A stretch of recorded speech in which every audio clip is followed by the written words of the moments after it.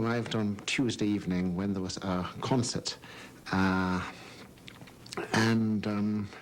Just as soon as it began, everyone there responded to the music.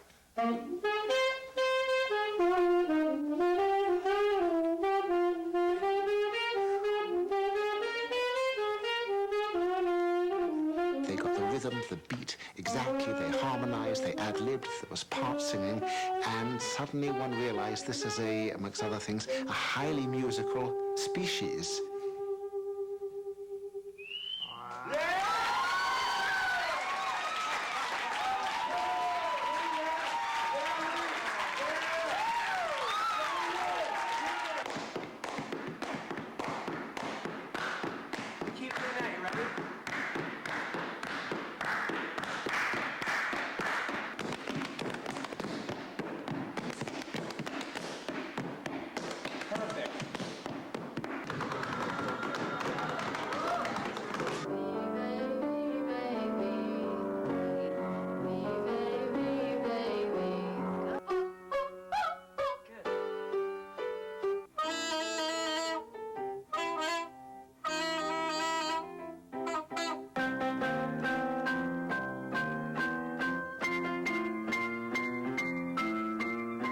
She wasn't talking to me every single time I feel so lonely. I find myself not wanting to say Williams syndrome. I want to say Williams people. I mean, they do seem to me a people with an identity of their own, which is different. Gloria is one of the most accomplished, if not the most accomplished, person here in terms of a trained voice and a sort of self-confidence as a performer, although everyone here is a natural performer. Don't throw bouquets at me. Don't please my folks too much. Don't laugh at my jokes too much. Gloria has been the center of my life, no doubt about it. She's a very special person. I feel she's a gift. I call her a national treasure. She comes down the stairs singing. And you take that on a blue Monday, you know, it's raining, it's miserable, it's been raining for 3 weeks. And here comes Gloria down the stairs on Monday morning singing. So I say everybody should have a Gloria on a Monday morning.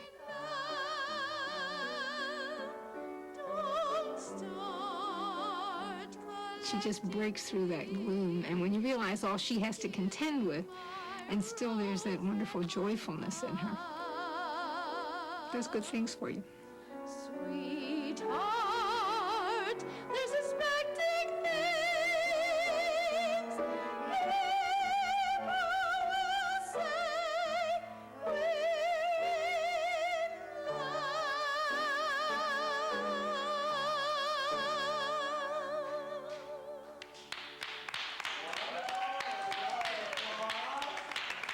Well, Gloria actually sings in 23 languages. Tagalog, Hebrew, including English, 22 foreign languages. and French,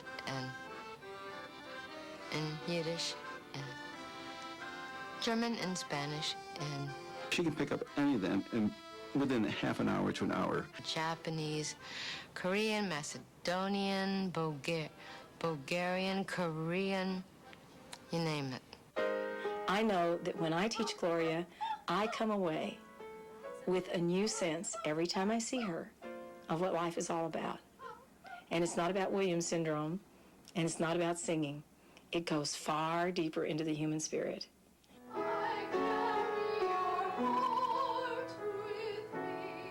I think this whole family feels like there is a definite mission in Gloria.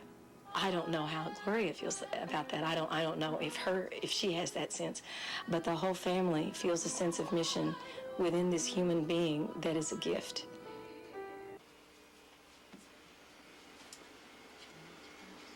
I'm Ursula Bellucci, and I'm the director of the Laboratory for Cognitive Neuroscience at the Salk Institute for Biological Studies. What we did at the very beginning, and I think it was an interesting way to go, was contrast age and IQ matched Williams and Down syndrome children, not because they're alike, but because they aren't. For example, on simple things like name all the animals you can in 60 seconds, we find Williams syndrome children almost at age level giving remarkable, tending to give very unusual things. You get examples like ibex, saber-toothed tiger, chihuahua, albatross, and things of this sort, where the comparable Downs child goes in the other direction. That is very simple, just a few answers. What happens with the Williams syndrome children is that, on the whole, many of them are extremely good storytellers. Mary and Joe were playing in the yard, and all of a sudden, this big, beautiful lamb came in the yard, and all of a sudden it talked to them and told them different stories and sang to them. And they didn't know where it came from. It just came out of clear blue sky one day. It just landed right there in their yard. Williams syndrome presents this relatively remarkable separation of language from other cognitive domains, and it may provide clues to, is language special, and how is it special, and how does it come to be organized in the brain, and what do we understand about brain organization for language in humans in general.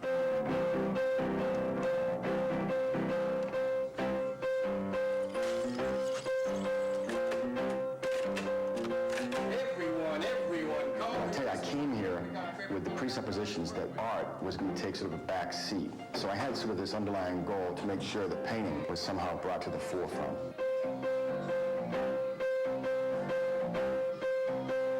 They were working to music, to a variety of tapes that I had brought in. They would feel, they would start jabbing and dancing and jamming and getting the brushes going like they were drumsticks, loaded with paint and using their hands. We go from Bob Marley back to the Beatles into Rick James. Funk gets them wild, gets them off the stools. These kids are absolutely capable of so many more things that I was unaware of prior. They absolutely understand. They have sort of like this vault of information that if it's unlocked in the right context at the right time, the floodgates open, and all of a sudden this great stuff starts coming out.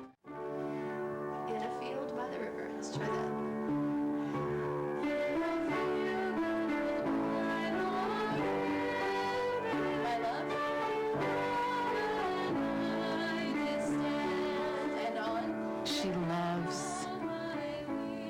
Everything, and she sees things in a very beautiful way. She's very sensitive and very compassionate. She has a depth of caring that is really neat to be around.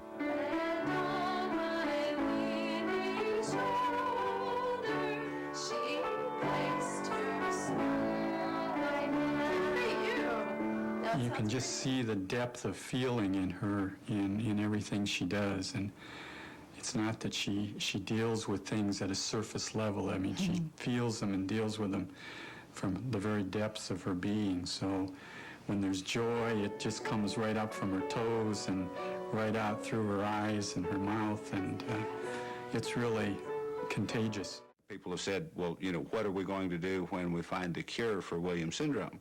And my concern is I don't want to cure all of it.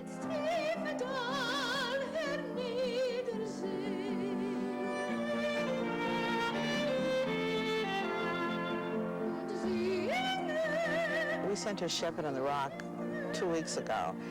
Very difficult piece, and she learned it. And when she came here for the first rehearsal with violin and piano, she sang it perfectly. It's incredible. I can't imagine many trained singers from Juilliard doing a better job. I don't think you can just divide them into sort of heightened and diminished powers, and to say they're high musical and social powers and diminished intellectual and conceptual and visual powers. This may be so, but it's not enough. These are a different sort of people. Wouldn't it be incredible if all of us were a little bit like a Williams syndrome child? The ability to love, to care about each other, to treat one with compassion. I think there's some messages there.